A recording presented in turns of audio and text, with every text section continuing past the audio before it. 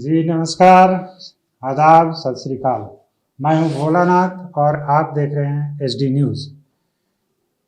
आज का हमारा चर्चा का विषय है नीतीश कैबिनेट। बिहार सरकार में जो विभागों का बंटवारा जो हुआ है तो उसमें किसके हिस्से में क्या आया है, आज हम उसी पर चर्चा करेंगे। किसी भी सरकार में विभागों का एक बड़ा महत्व होता है। कई विभाग सीधे जनहित से जुड़े होते हैं तो कई विभाग कुछ मायनों में काफ़ी महत्वपूर्ण होते हैं। हम ये कहीं नहीं कह रहे हैं कि कोई भी विभाग का महत्वपूर्ण होता है या जनहित में उसका कोई खास योगदान नहीं होता है। सरकार में अगर किसी विभाग का सृजन किया जाता है तो उसके पीछे पूरी अवधारणा रहती है कि इससे लोगों का, जनता का क्या लाभ होगा। तो ऐसे ही बिहार सरकार में अभी 45 विभागों का बंटवारा एनडीए में शामिल 3 घटक दल और एक निर्दलीय मंत्री के बीच में किया गया है।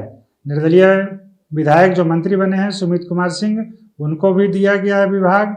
और इसके अलावा जो एनडीए के जो 3 घटक दल हैं, जदयू, भाजपा और हम, इन तीनों के बीच में विभागों का बंटवारा किया गया है। तो जैसा हमने पहले ही बताया कि कोई भी विभाग कम महत्वपूर्ण या कम जनहित का नहीं होता है, फिर भी लोगों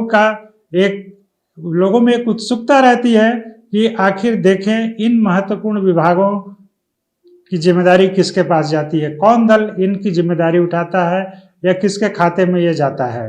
तो वैसे ही कुछ जो विभाग होते हैं उन पर हम इस अपनी चर्चा में खास तौर से शामिल करेंगे और बताएंगे कि आखिर कैसे क्या हो रहा है। तो साथियों, अभी हाल में एक बहुत जोर की चर्चा चली, कई बात चले, विवाद भी ये सामने आए कि सरकार में के घटक दलों में, एनडीए के घटक दलों में मंत्रिमंडल विस्तार को लेकर के विवाद चल रहा है। भाजपा वाले कुछ विभाग मांग रहे हैं तो जदयू वाले वो देना नहीं चाह रहे हैं। तो इस तरह की चीज़ों को लेकर के हुआ कि इसमें इसी वजह से देर हो रही है, मंत्रिमंडल विस्तार में इसी वजह से देर हो रही है।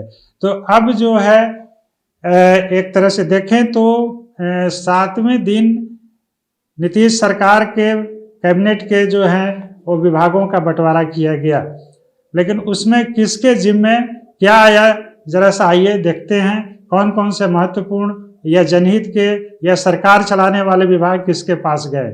साथियों, आपको बता दें कि किसी भी सरकार में सरकार को सुचारू रूप से चलाने वाले कई महत्वपूर्ण विभाग होते हैं। इनमें 7 महत्वपूर्ण ऐसे विभाग जदयू के खाते में गए हैं जिनकी अगुवाई नीतीश कुमार कर रहे हैं मंत्रिमंडल में, विजय कुमार चौधरी कर रहे हैं, श्रवण कुमार कर रहे हैं और विजेंद्र यादव कर रहे हैं। वहीं भाजपा के खाते में देखें तो सरकार को चलाने में जो सबसे अहम भूमिका निभाते हैं जो विभाग, वैसे 3 विभाग ही आए हैं। तो एक तरह से अगर ये कहें हम कि कुल 45 विभागों में 19 विभाग ही जदयू के पास गए हैं और 23 विभाग भाजपा के पास आ गए हैं, यानी कि ज़्यादा मंत्री के विभाग जो हैं, ज़्यादा सरकारी महकमों के हिस्से भाजपा के हिस्से में आए हैं। तो ये कहना पूरी तरह से सही नहीं होगा।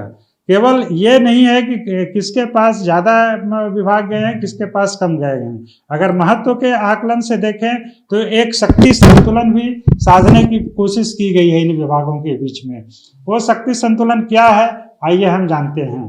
तो जहाँ तक मुख्यमंत्री नीतीश कुमार जो विभाग अपने पास रखे हैं उसमें सबसे महत्वपूर्ण विभाग है सामान्य प्रशासन विभाग। सामान्य प्रशासन विभाग वह विभाग है जिससे राज्य के आईएएस अधिकारियों का तबादला, पोस्टिंग, तैनाती, नियुक्ति जो भी कह लीजिए होता है। जिलों में कोई अगर समाहर्ता या जिलाधिकारी की तैनाती होती है तो ये आईएएस अधिकारी ही उसमें से जाते हैं, बनाए जाते हैं।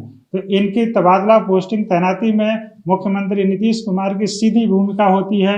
सरकार को शासन चलाने में सहूलियत हो, किसी भी तरह की अड़चन ना हो, तो ऐसे महकमों में सामान्य प्रशासन विभाग शामिल किया जाता है।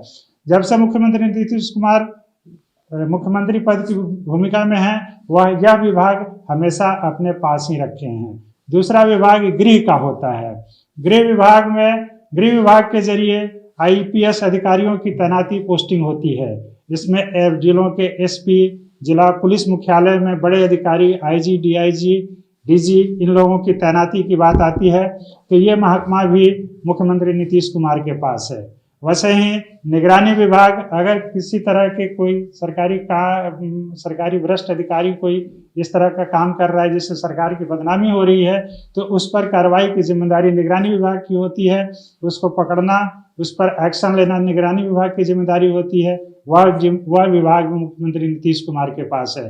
वैसे ही निर्वाचन विभाग, जिस पर कि चुनाव की पूरी जिम्मेदारी होती है, वह विभाग भी मुख्यमंत्री नीतीश कुमार के पास है। तो ऐसे 5 महकमे जो इम्पोर्टेंट हैं वो मुख्यमंत्री नीतीश कुमार के पास हैं, जो कि शासन में सीधे सीधे अपनी अहम भूमिका निभाते हैं। वैसे ही अगर संसदीय कार्य विभाग देखें, जो कि शासन में एक महत्वपूर्ण विधानसभा के अंदर कार्य संचालन में सरकार को जो सहूलियत मिलती है वह संसदीय कार्य विभाग से होता है, तो वह विभाग भी मुख्यमंत्री नीतीश कुमार की पार्टी जदयू के खाते के जो मंत्री हैं, नेता हैं, विजय कुमार चौधरी के पास है। वैसे ही अभी सरकार की भूमिका में जो एक बहुत प्रचार प्रसार तमाम तरह की जो सरकार के छवि को सामने लाती है, उभारती है, निखारती है, वैसा ही एक विभाग है सूचना और जनसंपर्क विभाग। उस विभाग की भी जिम्मेदारी मुख्यमंत्री नीतीश कुमार के पार्टी जदयू के मंत्री विजय चौधरी के ही पास है। तो ये 7 विभाग ऐसे हैं। इसी कड़ी में कुछ और भी विभाग हैं, लेकिन ये कम से कम 7 विभाग ऐसे हैं जो कि शासन के संचालन में महत्वपूर्ण भूमिका निभाते हैं, जो कि मुख्यमंत्री नीतीश कुमार के पार्टी जदयू के खाते के मंत्रियों के पास हैं। वहीं अगर भाजपा की तरफ देखें, जो कि सत्तारूढ़ एनडीए गठबंधन की दूसरी प्रमुख घटक दल है, उसके अगर नेताओं पर गौर करें तो उप मुख्यमंत्री सम्राट चौधरी जो बने हैं, तो उनके पास जो एक ऐसा महत्वपूर्ण विभाग आया है वह विभाग है वित्त विभाग। वह वित्त विभाग ऐसा विभाग है कि पहले इस पद की जिम्मेदारी उप मुख्यमंत्री रहते हुए सुशील कुमार मोदी निभाते थे।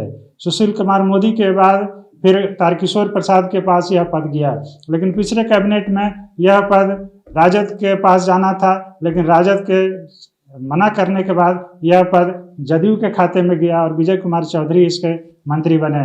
लेकिन अब यह पद फिर भाजपा के खाते में गया है। यह वित्त विभाग भी एक बहुत ही महत्वपूर्ण विभाग है जो सरकार के संचालन में एक अहम भूमिका निभाता है। वित्त विभाग से ही सरकार तमाम विभागों के लिए, अपने तमाम विकास कार्यों के लिए, अपने तमाम खर्चे के लिए बजट बनाती है, उनको एग्जीक्यूट करती है। तो यह विभाग इस बार उप मुख्यमंत्री सम्राट चौधरी के खाते में गया है। वैसा ही एक विभाग विधि विभाग है, जिसके जरिए कि सरकार राज्य में कई तरह के कानून को अमली जामा पहनाती है। जो विधानसभा से कई तरह के कानून जो पास होते हैं, उनको जो अमली जामा पहनाने की जो बात होती है वह विधि विभाग के जरिए आता है। इसी के जरिए जजों, स्थानीय स्तर पर, राज्य स्तर पर जजों की नियुक्ति, तबादले ये सब होते हैं।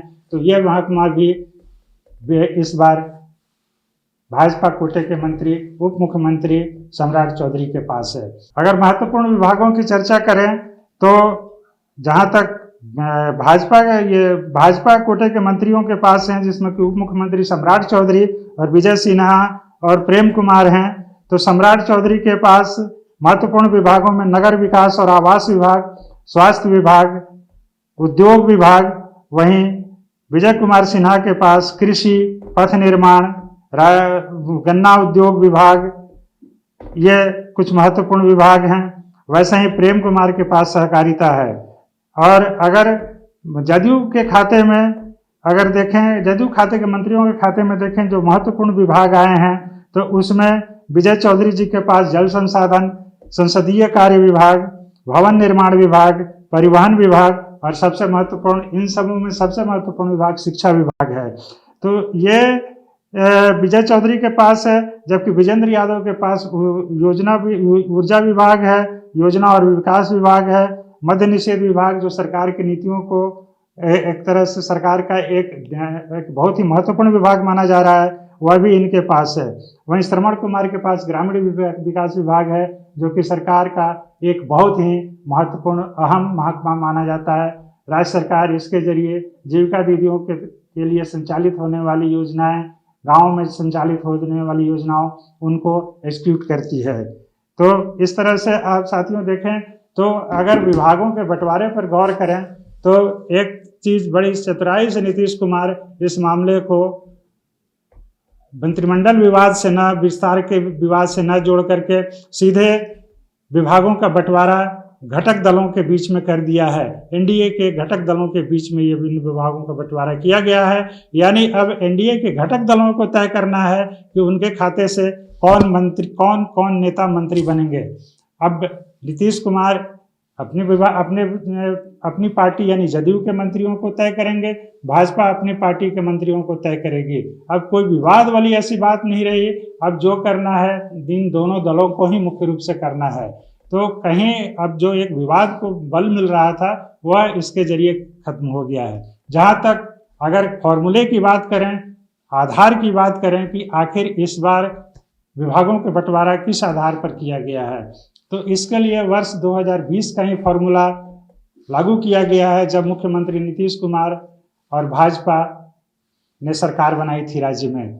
उस बाद में फिर जब नीतीश कुमार राजद के साथ चले गए थे, महागठबंधन की सरकार के साथ सत्ता में आए थे, तो कुछ उसमें से कई महत्वपूर्ण महकमे राजद के मंत्रियों के पास गए थे। अब राजद सरकार में नहीं है तो उन मंत्रियों के महकमे भी अब फिर जदयू और भाजपा के बीच बटे हैं। तो साथियों इस तरह से हम देखें तो अगर 45 कुल विभाग जो विभिन्न 9 मंत्रियों के बीच में बटे हैं, उसमें से सरकार को संचालित करने वाले सीधे सीधे जो 7 विभाग हैं, उसमें एक मंत्रिमंडल सचिवालय विभाग भी है, उसको लेकर के 7 विभाग जदयू के खाते में गए हैं। वहीं विधि विभाग, वित्त विभाग और राजस्व और भूमि सुधार विभाग, जो कि सरकार को संचालित करने में महत्वपूर्ण भूमिका निभाते हैं, वो भाजपा के खाते में आए हैं। तो इस तरह से 10 ऐसे विभागों का जो बंटवारा हुआ, उसमें 7 जदयू के खाते में गए हैं और 3 भाजपा के खाते में गए हैं।